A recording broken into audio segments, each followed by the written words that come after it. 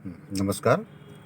हिंदी विषय कक्षा 12वीं में मैं DL रावत आपका हार्दिक स्वागत करते हैं। हमने पिछले चरण में प्रयोजनमूलक हिंदी में पुस्तकालय के बारे में पढ़ा था, चर्चा भी की थी। आज उसी का एक दूसरा विभाग है प्रयोजनमूलक हिंदी में सूचना प्रौद्योगिकी। मतलब कि आज के विज्ञान के युग में जो नई नई जानकारी आती है, टेक्नोलॉजी की नई नई जो खोजें होती है, उसके बारे में हम चर्चा करेंगे। तो यहाँ पर सबसे पहले दो शब्दों की हम चर्चा करेंगे। एक है सूचना, दूसरी है प्रौद्योगिकी। सूचना का मतलब है जानकारी या ज्ञान प्राप्त करना, और प्रौद्योगिकी का मतलब है तकनीक, जिसको आप अंग्रेजी में टेक्नोलॉजी बोलते हैं। और टेक्नोलॉजी से हमारे यहाँ पर मतलब होगा कि जो आए दिन नई नई खोजें होती है, और जो हमारे समाज को, आप जिसको विज्ञान युग भी कह सकते हैं, और उसमें हमारे जीवन के लिए, हमारे समाज के लिए, देश के लिए और व्यवस्था के लिए जो उपयोगी होता है, वो नई नई खोजें, उसको हम टेक्निक या तकनीक में समावेश करते हैं। उसको हम तकनीक या प्रौद्योगिकी कह सकते हैं। तो सूचनाएं, आंकड़े, जिसको अंग्रेजी में डेटा कहते हैं, उसकी प्रोसेसिंग करना, ये टेक्निक में आता है। और उन आंकड़ों का जो स्टोरिंग होता है, जिसको हिंदी में भंडारण कहा जाता है, उसका दूसरा है पुनर्प्राप्ति करना, सुधार करना। पुनर्प्राप्ति मतलब इसको इंस्टॉल करना, स्टोरेज करना, पुनः प्राप्ति करना, रिस्टोर करना, सुधार करना। संसाधनाएं, उसके कार्य के अंतर्गत ये जो होती है, जो टेक्निक में कौन कौन सी बातें आती है, ये सारी बातें जिसमें स्टोरिंग, पुनर्प्राप्ति, सुधार, संसाधनगत, ये सब उसके कार्य होते हैं। और इसका जो उपयोग होता है वो विशिष्ट प्रयोजनमूलक क्षेत्र में। प्रयोजनमूलक का मतलब जो आप कार्यालय कामों में या कार्यालय ऑफिसों में इस टेक्निक का उपयोग होता है। तो यहाँ पर सूचना और प्रौद्योगिकी का मतलब होता है कि जहाँ पर सरकारी या प्राइवेट या इंडस्ट्रीज में जहाँ पर ये आर्थिक उपार्जन के लिए काम आता है, वहाँ पर इन चीज़ों का उपयोग होता है। और इन सूचना और प्रौद्योगिकी को मूलतः 3 रूपों में या 3 घटकों में बांधा जा सकता है। उसमें सबसे पहला आता है इंफॉर्मेशन, सूचना। नंबर 2 है डेटा, आंकड़े। तीसरा है ज्ञान, नॉलेज। ये तीनों जो तत्व है, ये सूचना के जो घटक माने जाते हैं, प्रौद्योगिकी और सूचना के, ये 3 माने जाते हैं। हम इन्हीं को विविध विविध उपादान या उसके पेटा विभाग यहाँ पर माने जाते हैं। तो अब हम इन चीज़ों को हम विस्तार पूर्वक चर्चा के दौरान देखेंगे कि वो आखिर में है क्या। तो सबसे पहला जो नाम आता है वो है कंप्यूटर। जैसे कि हम लोग कहते हैं कि आज का जो युग है वो विज्ञान का युग है, कंप्यूटर का युग है, टेक्निक का युग है। तो कंप्यूटर ये सबसे उपयोगी और हमारे दिमाग का एक प्रकार का मशीन भी हम कह सकते हैं। इसलिए कंप्यूटर दिमाग का मशीनी रूप भी कह सकते हैं, जिसमें आए दिन रोज़ नई नई खोजें कंप्यूटर में दिखाई भी देता है, सुनाई भी देता है। और उसमें जो नई नई गणना होती है, संख्या के तौर पर, आंकड़ों के तौर पर, ये सारी चीज़ें उसमें होती है। तो कंप्यूटर का प्रारंभिक जो मूल रूप था वो गणना करने वाली, मतलब संख्या की गिनती करने वाली, प्लस या माइनस या गुणा जो भी करते हैं उसके लिए उपयोग होता है। लेकिन आज उसमें रोज रोज विज्ञान के द्वारा नए नए खोजें आती गई, और ये खोजें और उसके परिणाम स्वरूप जो नई नई बातें सामने आई, उसमें आज आप देखिए कि गूगल के माध्यम से या नेट के माध्यम से या इसके माध्यम से दुनिया की, मुझे लगता है ऐसी कोई भी बात नहीं होगी जो कंप्यूटर में आप न जान सकते हो या उसको आप प्राप्त न कर सकते हो। लेकिन उसमें प्रयुक्त किए जाने वाले जो शब्द हैं, आंकड़े हैं, संख्याएं व चित्र होते हैं, उसकी सारी स्मृतियाँ, उसकी यादें, ये सारे आंकड़े, ये सारी संख्याएं, ये सारे चित्र, फिल्म, गाने, ये सब कंप्यूटर में होता है। कंप्यूटर की सबसे बड़ी समस्या और एक क्षमता, ये तेज गति से कार्य करना और उसको निश्चित तौर पर रखना, ये होता है। कंप्यूटर में हम देखते हैं कि उसमें पीसी अर्थात पर्सनल कंप्यूटर भी कहा जाता है। इसमें छोटे छोटे रूप भी सामने आते हैं, जिसको आप लैपटॉप भी कह सकते हैं। ये सबसे छोटा माना जा सकता है, जिसको आप अपनी गोद में लेकर भी अपना जो भी काम करना है ये कर सकते हैं। दूसरा होता है पाम टॉप कंप्यूटर, ये उससे भी छोटा होता है, लैपटॉप से भी। और इसे आप हथेली में या यानी कि पाम में, अपने हाथों में लेकर भी काम कर सकता है। हालांकि इसमें पाम टॉप में पीसी जितने फीचर नहीं होते, लेकिन फिर भी इसका विकास जारी है। तो कंप्यूटर में ये दो रूपों में, दूसरा नाम है एक लैपटॉप जो उसका छोटा रूप है, और उससे भी छोटा रूप है पाम टॉप। ये भी इसके रूप में या इसके भाग के रूप में, इसके दूसरे प्रकार के रूप में हम मान सकते हैं। अब कंप्यूटर में अलग अलग प्रकार से काम लिया जाता है, जिसमें सॉफ्टवेयर के माध्यम से नई नई जो खोजें आती है उसको इंस्टॉल करके ये यूएसबी के माध्यम से, मेमोरी कार्ड के माध्यम से उसको रखा जाता है। और जब भी आपको जिस विषय को लेकर आपको ज़रूरत पड़ती है वो सारी जानकारी आपको इसमें मिल जाती है। अब कंप्यूटर के दो अभिन्न अंग हैं, वो है, एक है सॉफ्टवेयर और दूसरा है हार्डवेयर। अब सॉफ्टवेयर और हार्डवेयर ये दोनों प्रचलित शब्द हैं और ये कंप्यूटर के दोनों अभिन्न अंग हैं। तो सबसे पहले हार्डवेयर, इसका जो मतलब होता है, हम एक प्रकार से मशीन भी कह सकते हैं, जिसमें मॉनिटर, पूंजीकटल, केंद्रीय संसाधन, फिर माउस, मुद्रक, ये सब शामिल होते हैं। मतलब जो मशीन जिसको हम बाहरी तौर पर देख सकते हैं, ये सब इसमें हार्डवेयर के रूप में आते हैं। दूसरा है सॉफ्टवेयर। इसमें सॉफ्टवेयर का मतलब जो कंप्यूटर के भीतर ही जो कई प्रकार के जो अलग अलग प्रोग्राम होते हैं, उस प्रोग्राम को सेट करना, उसके मर्यादा में जो कंप्यूटर को काम करने के योग्य बनाता है। तो वास्तव में हम ये कह सकते हैं कि ये सॉफ्टवेयर और हार्डवेयर दोनों के माध्यम से ही हम पूरी की पूरी जानकारी हमें इसमें मिल जाती है। तो प्रोग्राम को एक बार विशिष्ट क्रम में जारी आदेशों की श्रृंखला होता है और उसे कार्य संपन्न करने के विकसित प्रोग्राम को ही हम सॉफ्टवेयर कह सकते हैं।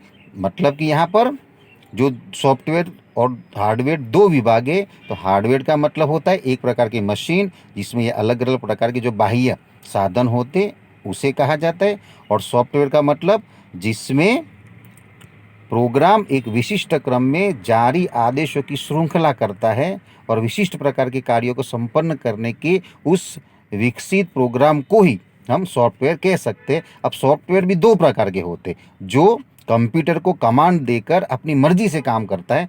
पहला है उसमें सिस्टम सॉफ्टवेयर और दूसरा है एप्लीकेशन सॉफ्टवेयर।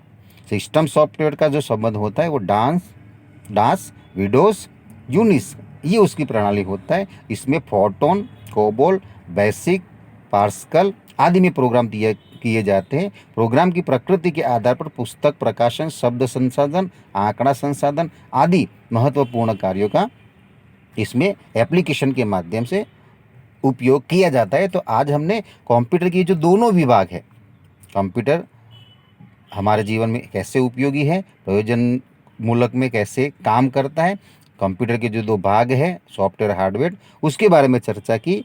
उसी का एक आगे रूप आता है फ्लॉपी। फ्लॉपी का मतलब जो कंप्यूटर में हम जो डेटा मतलब कि जो आंकड़े एकत्रित करते हैं उस पर यह काम करता है। तो फ्लॉपी डिस्क इन आंकड़ों और सूचनाओं को एकत्र करने का काम करता है। एक तरह से हम इसे डिजिटल फाइल भी कह सकते हैं कि अगर वो फ्लॉपी हमने उसको तैयार कर दी तो उसको लेकर हम कहीं पर भी ये आंकड़े जो इसके अंदर एकत्रित हुए हैं, ये सारी जानकारी हम फ्लॉपी के रूप में, जिसको हम आधुनिक फाइल भी कह सकते हैं, इसके माध्यम से हम प्राप्त कर सकते हैं। और ये बाजार में भी आपको बिल्कुल आसानी से मिल भी सकता है। इसलिए एक कंप्यूटर से आंकड़े इसमें इंस्टोर करके दूसरे कंप्यूटर में ले जा सकते हैं, ये उसका काम करता है। कंप्यूटर का एक और विभाग होता है वो है CD रोम। इसका पूरा नाम है कॉम्पैक्ट डिस्क रोम ओनली मेमोरी।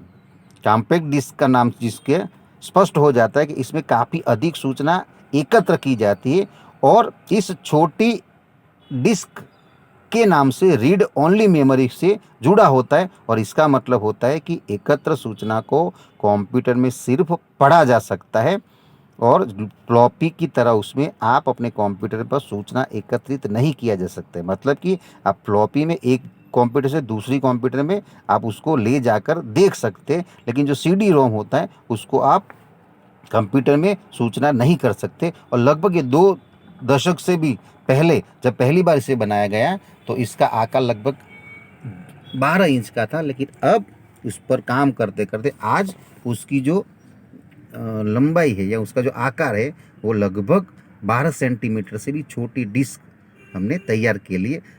तो ये दूसरा है।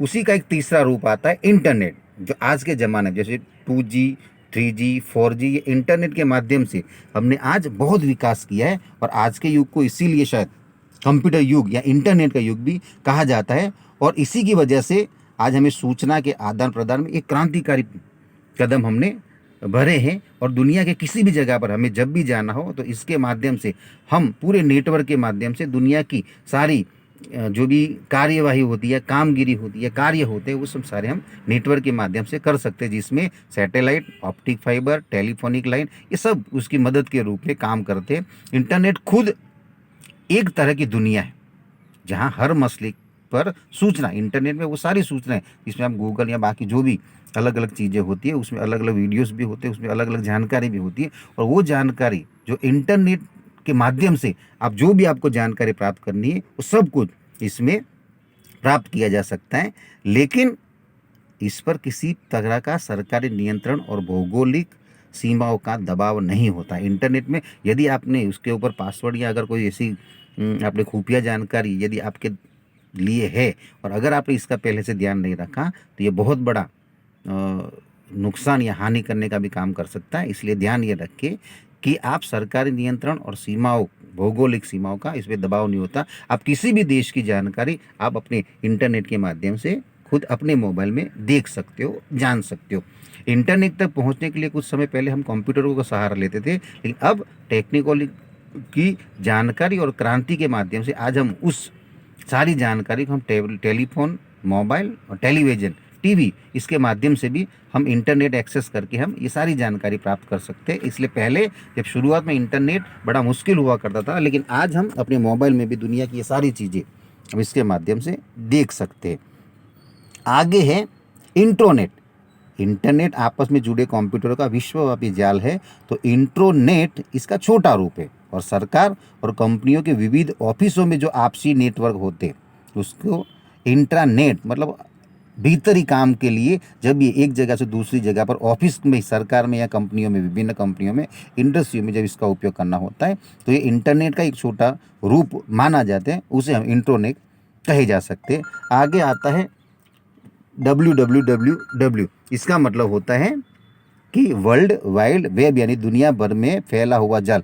इंटरनेट पर यह हमें अपनी साइट तक पहुंचाने का काम कर दिया। आपको जिस भी साइट में जाना हो वहाँ पर ये ट्रिपल जो www होता है, आप उसी के बाद में डॉट करके फिर आपको जिस इंटरनेट में या जिस वेबसाइट पर जाना हो वो आप इसके माध्यम से जा सकते हैं। आगे है ईमेल। ईमेल पत्र भेजने का एक वैज्ञानिक या आज का एक तरीका है जिसका सीधा मतलब होता है इलेक्ट्रॉनिक पत्र भेजने का तरीका। इसमें विशेष बात यह होती है कि आपका संदेश पलक झपकते ही दुनिया में कहीं पर भी और एक साथ आप कई लोगों को ईमेल भेज सकते हैं। और तो इंटरनेट को दुनिया भर में लोकप्रिय बनाने में ईमेल का सबसे ज़्यादा योगदान माना जाता है। और इंटरनेट सर्फिंग करने वाले अधिकतर लोग ईमेल का इस्तेमाल भी करते हैं और कई वेबसाइटों में मुफ्त ईमेल सेवाएं भी प्राप्त करवा सकते हैं। इसके अंतर्गत आप अपने एक ईमेल पहचान बनाते हैं और जिसमें एक खास साइट पर आप अपने पते और अपने पहचान के ऊपर पत्र भेज सकते हैं और विश्व में कहीं पर भी किसी भी कंप्यूटर से इंटरनेट तक पहुंचने के लिए आप ये ईमेल प्राप्त कर भी सकते हैं और भेज भी सकते हैं। मतलब आप अपना ईमेल एड्रेस बनवाकर, नाम और पता बनवाकर आप किसी भी कंप्यूटर में दूसरे की जानकारी आप ले भी सकते हैं और अपनी जानकारी दूसरी जगह पर किसी भी विश्व के किसी भी कोने में भेज सकते हो। तो ईमेल ये सबसे आसान तरीका माना जाता है। ईमेल में के साथ आप अपना चित्र भी और आवाज़ वाली फाइलें भी भेज सकते हैं। ये मुझे लगता है कि आज के युग का ये सबसे ज़्यादा फायदेमंद ये काम माना जाता है कि जिसमें आप रोजाना के काम के अलावा जो बिजनेस संबंधी कार्य होते हैं उसमें इन चीज़ों का कि जब आप वहाँ नहीं पहुँच पाते हो तो वहाँ पर इस ईमेल के माध्यम से आप जल्द से जल्द किसी को ऑर्डर दे सकते हो। आप चित्रों के माध्यम से बता भी सकते हो कि कैसे कैसे प्रोग्राम आपको कंपनी को या जहाँ भी कार्यालय में आप काम करते हो ये सब दिखा सकते हो। तो ईमेल भी आज के इस युग में कंप्यूटर में सबसे आसान और सबसे फायदेमंद और काम की चीज़ माना जाता है। उसी के साथ साथ एक HTML जिसका मतलब होता है हाइपर टेक्स्ट मार्कअप लैंग्वेज, जिसका मतलब होता है वर्ल्ड वाइड वेब पर डेटा पेश करने के लिए आपको कंप्यूटरी ज़बान का इसमें इस्तेमाल होता है। आगे है HTTP, इसका मतलब होता है हाइपर टेक्स्ट ट्रांसफ़र प्रोटोकॉल, जिसका मतलब है कि आप जब भी डॉक्यूमेंट मंगवाने या भेजने का जब सिस्टम इस्तेमाल करते हो तो वहाँ पर इसका उपयोग किया जाता है, और जिसके पते लगभग 222 से पहले लिखा जा सकता है। आगे है ऑपरेटिंग सिस्टम, और यह असल में एक प्लेटफॉर्म होता है जो आपके कंप्यूटर पर विभिन्न सॉफ्टवेयर और प्रोग्राम चलाने के लिए मदद करता है।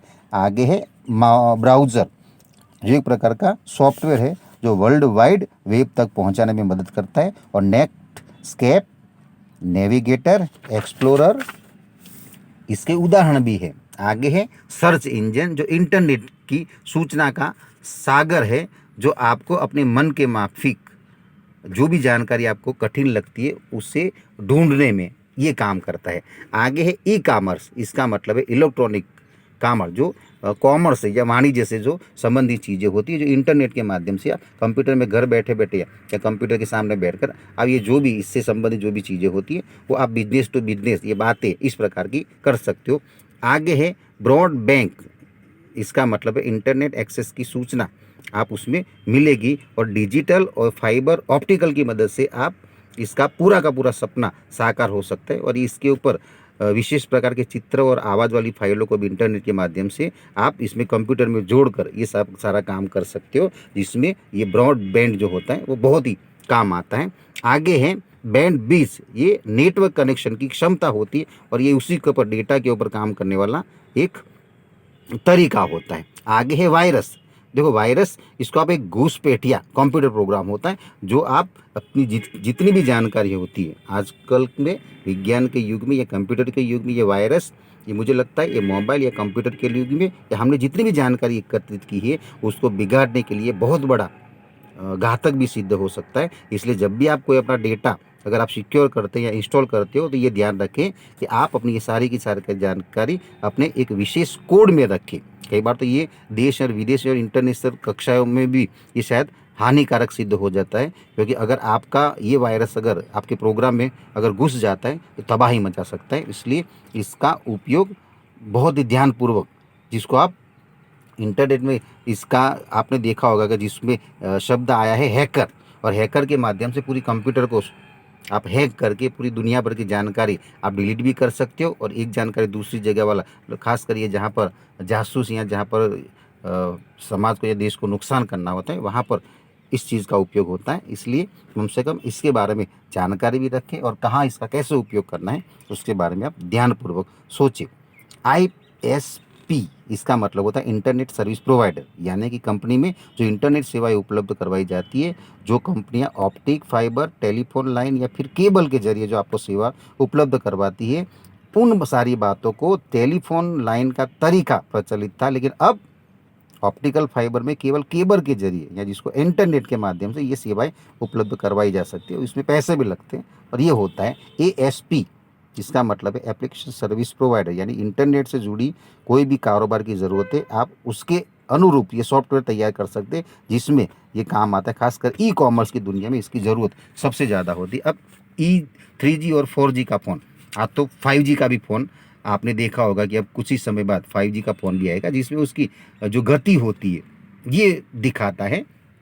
आगे है वेब, वायरलेस एक्सेस प्रोटोकॉल की ये तकनीक होता है, जिसमें मोबाइल उपकरणों पर इंटरनेट देख सकते हैं, और इसमें सेलफोन, टॉप, डिजिटल डायरी ये सब उसमें शामिल होता है। तो इसके माध्यम से आप हम सिर्फ टेक्स्ट इंटरनेट यानी बिना चित्रों वाले इंटरनेट देख पाते हैं। SMS और EMS मतलब इंटरनेट पर हम जो ईमेल के द्वारा संदेश भेजते हैं, उसी तरह से एक फ़ोन से दूसरी जगह पर जब हम छोटे से संदेश भेजते हैं उसे हम SMS कह सकते हैं, और उसी के माध्यम से जब हम दूसरी जगह पर लंबे संदेश भेजते हैं तो ये उसका EMS कहा जाता है। इंटरनेट टेलीफोन, इंटरनेट की दुनिया में अगली क्रांति ये जो आने वाला समय है उसमें ये इंटरनेट टेलीफोनिंग की क्रांति हो सकती है, और जिसके ज़रिए हम इंटरनेट का इस्तेमाल करके फ़ोन की तरह इंटरनेट का सीधे सीधा उपयोग करके हम टेलीफोन कॉल पर यानी आने वाले भारी खर्च से भी हम बच सकते हैं। इसका कुछ प्रचलित विदेशों में ज़रूर हुआ है, लेकिन हमारे यहाँ भी अब धीरे धीरे इसका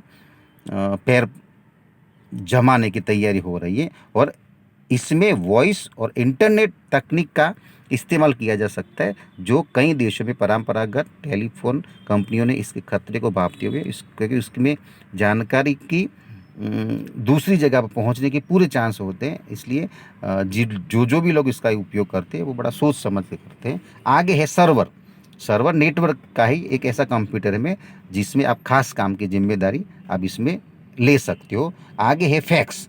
फैक्स एक प्रकार का ऐसा मशीन होता है जो रेडियो की तरंग या टेलीफोन लाइन में जो लिखी जानकारी एक जगह से दूसरी जगह पर हम लिखित स्वरूप में जो पहुंचा सकते हैं, ये फैक्स होता है। मॉडेम। मॉडेम का मतलब डेटा भेजने के लिए इसका इस्तेमाल होता है। जब हम किसी कंप्यूटर को टेलीफोन लाइन के जरिए इंटरनेट से जोड़ते हैं तो वहाँ ये जो मॉडेम है वो इसका काम करता है। तो आज हमने इस पूरे प्रयोजनमूलक हिंदी के इस सूचना प्रौद्योगिकी पाठ में हमने ये देखा कंप्यूटर और उससे उपयोगी उसकी जानकारी, उसमें कौन कौन सी चीज़ें होती है उसके बारे में आज हमने जानकारी प्राप्त की है। अब इसके जो प्रश्न है वो जो पीछे लिखे होते हैं वो 1 से 4 जो है वो चारों के चारों आप तैयार कर लेंगे। और साथ में जो 5वें वाक्य में जो नीचे चौथे नंबर का है संक्षिप्त टिप्पणी, चौथा प्रश्न इंट्रानेट, WWW, ईमेल और फैक्स, इसके बारे में हम लिखेंगे। धन्यवाद।